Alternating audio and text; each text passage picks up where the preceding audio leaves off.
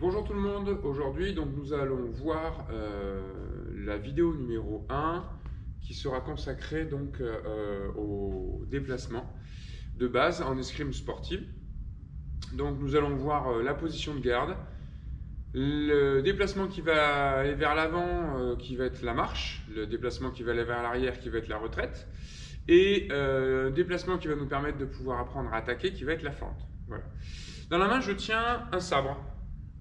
Il y a 3 armes en escrime, le fleuret, l'épée, le sabre, et là c'est un sabre. Arme qui va nous permettre de pouvoir travailler sur les positions dans un deuxième temps. Voilà, donc on va se mettre en position de garde assez simple. L'idée c'est de mettre ses pieds largeur des épaules, voilà. On va donc ensuite tourner le pied de droite ou de gauche si on est droitier ou gaucher. Voilà. Là, je vais me mettre en garde à droite, après je me mettrai en garde à gauche. Donc en garde à droite, c'est très simple, hein. Je vais tourner mon pied droit, ici, et je vais ensuite plier les deux jambes, et je positionne ma main. Je le fais en face.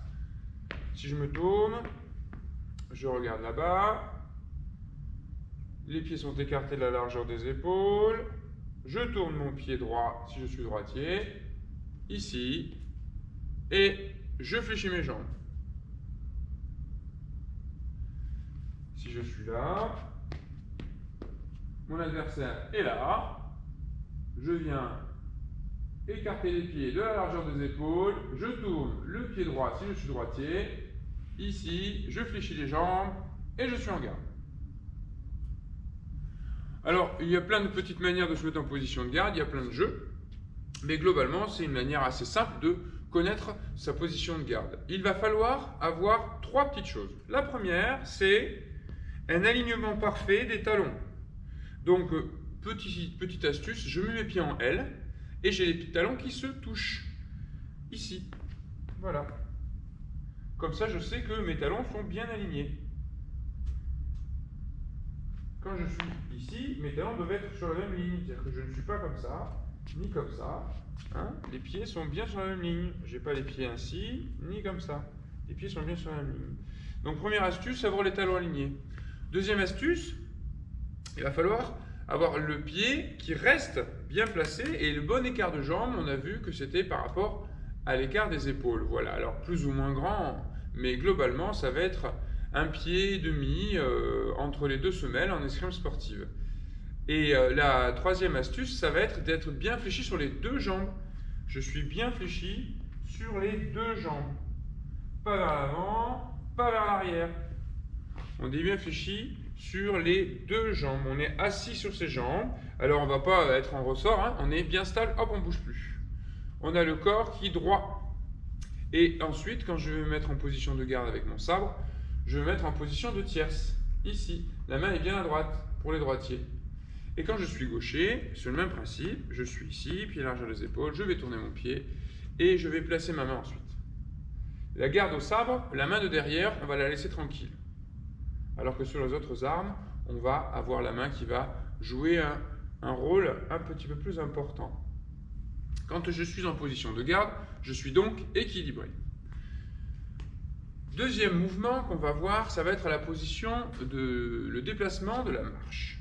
La marche, c'est très simple. Il va falloir avancer d'à peu près un pied vers l'avant. Donc on va avoir des marches, on va dire, normales. On va avoir des petites marches et des grandes marches. La marche normale, ça va être la longueur d'un pied. Une petite marche, on va faire la moitié du pied. Et une grande marche, on va dépasser la longueur du pied. Mais aujourd'hui, nous allons voir la marche classique qui va être de faire le déplacement d'un pied. Je me mets par exemple derrière une ligne, je me mets en position de garde, je suis placé, les mains dans le dos, et je vais donc juste avancer le pied de la longueur de mon pied. Je vais donc remplacer la pointe par le talon. Hop. Et ensuite, je vais poser mon pied rapidement sous la fesse. 1 et 2. Ici, je suis en position 2. Les pieds parallèles. Je tourne mon pied, je me mets en garde. Ça, on a déjà vu. Maintenant, j'avance mon pied. 1. la jambe reste pliée, le corps va vers l'avant, je sais pas, le corps en arrière, et je vais ramener le pied derrière. Hop, encore une fois, 1, 2, encore une fois, 1, 2. Notez que je pose les deux pieds en même temps. 1, et je vais poser celui-là en même temps que celui-là. 2. 1, 2. Attention, on ne va pas faire ça. Bien en garde. 1, 2.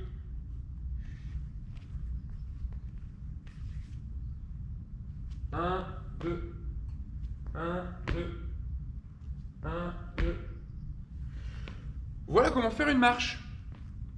Pour savoir si vous arrivez à faire des marches correctement, en fait, vous pouvez vous amuser à fermer les yeux, vous mettez, alors évidemment, faites attention, qu'il n'y ait rien qui vous gêne devant ni derrière, mais pour savoir si vous êtes droit, vous fixez une petite ligne, des carreaux par exemple, et puis vous allez fermer les yeux pour voir si vous n'allez pas trop à droite, pas trop à gauche. Je suis ici, je regarde bien, j'avance, hop, hop. Je fais attention. Si je pars un peu sur le côté, eh ben je me sens et je me corrige. Ça, c'est un premier petite astuce que vous pouvez faire. Même chose pour reculer, on verra ça tout à l'heure. Pour savoir si vous avancez correctement votre pied, vous vous mettez derrière une ligne, vous avancez votre pied une première fois, et après, vous allez le faire une deuxième fois. Et vous allez ensuite reculer 2 fois. C'est là qu'on va prendre la retraite. On va faire une première retraite, c'est le mouvement avec le pied derrière d'abord. 1, 2, 3, 4. Et je suis revenu au point de départ. On va donc maintenant faire encore 2 retraites. Ici, là. Et on va faire 2 marches. Ici et là. Encore 2 marches. 1, 2, 2 retraites. 1, 2. Pour faire la retraite, je recule le pied de derrière, je pose la pointe, je pose le talon, je pose tout le pied. Ici. Petit exercice, petite astuce, pour travailler votre équilibre, vous allez pouvoir faire la retraite avec 1, 2, posez que le talon, équilibrez le corps, puis posez doucement la pointe. 1, 2 et 3. Si je le fais à gauche,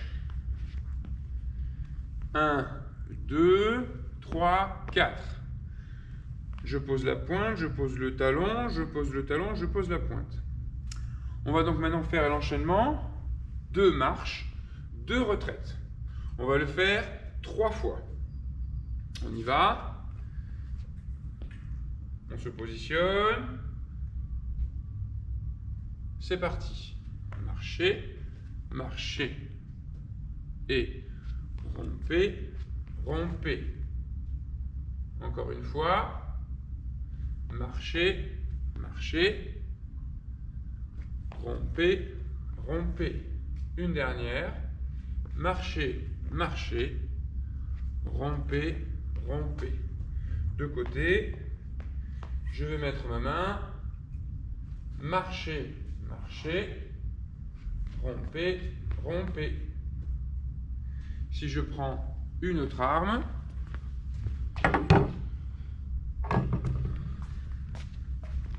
en garde,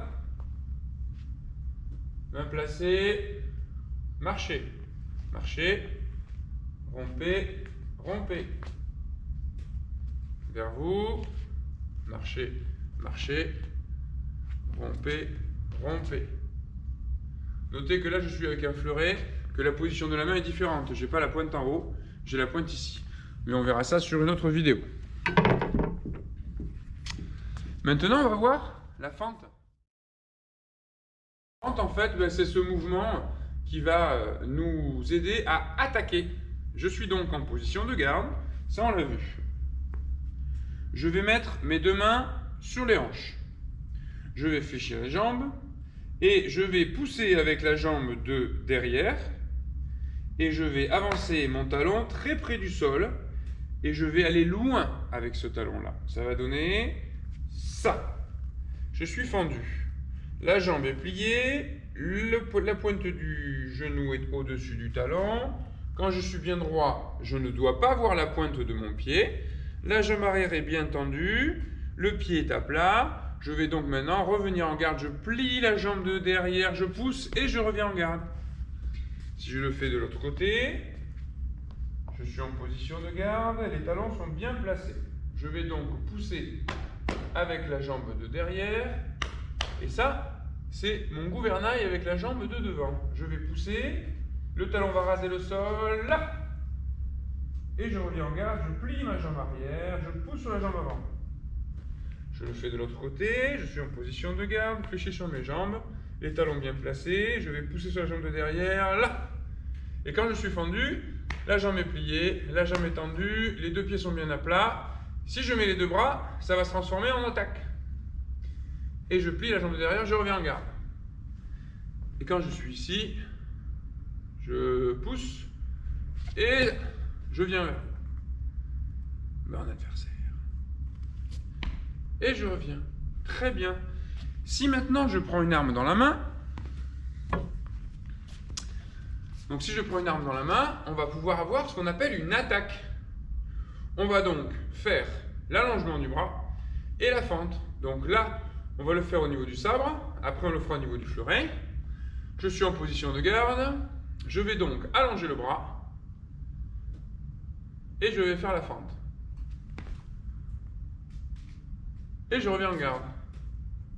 Je suis ici, j'allonge le bras et je fais la fente. Et je reviens en garde. De l'autre côté, j'allonge le bras et je fais la fente et je reviens en garde. La marche, la retraite et la fente. Et puisque j'ai allongé mon bras d'abord, on appelle ça une attaque.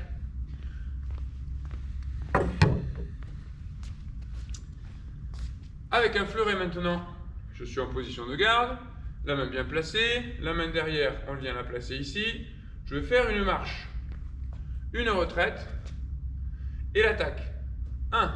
Je monte bien la main au niveau des yeux, les ongles vers le ciel, et je fais la fente. Je reviens en garde, sur le côté, je me mets en garde, j'allonge mon bras, et je fais la fente. Et je reviens en garde. De l'autre côté, j'allonge mon bras, je monte bien ma main, les ongles vers le ciel, et je viens allonger mon bras derrière et pousser sur la jambe de derrière et je fais la fente. Et je reviens en garde. Le bras de derrière est important quand on revient en garde. Il va me permettre de pouvoir accélérer le retour en garde et accélérer la fente. On accélère le retour en garde et on accélère la fente. Voilà, donc nous avons vu la position de base, comment se mettre en garde. Nous avons vu la marche, la retraite et la fente, qui, si on ajoute l'allongement du bras avant, va s'appeler une attaque. L'allongement du bras suivi de la fente s'appelle une attaque. À bientôt!